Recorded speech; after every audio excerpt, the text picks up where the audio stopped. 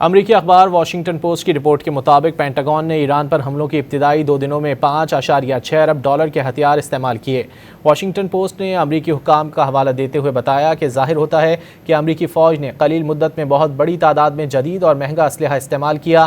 Report کے مطابق اس صورتحال نے امریکی کانگریس کے بعض ارکان میں تشویش پیدا کر دی ہے کہ امریکی فوج تیزی سے اپنے انتہائی جدید اور محدود ذخیرے والے ہتھیاروں کو استعمال کر رہی ہے۔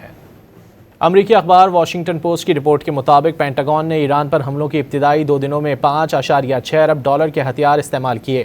واشنگٹن پوسٹ نے امریکی حکام کا حوالہ دیتے ہوئے بتایا کہ ظاہر ہوتا ہے کہ امریکی فوج نے قلیل مدت میں بہت بڑی تعداد میں جدید اور مہنگا اسلحہ استعمال کیا۔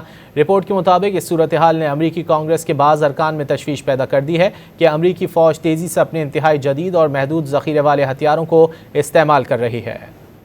امریکی اخبار واشنگٹن پوسٹ کی رپورٹ کے مطابق پینٹاگون نے ایران پر حملوں کی ابتدائی 2 دنوں میں $5.6 ارب کے ہتھیار استعمال کیے۔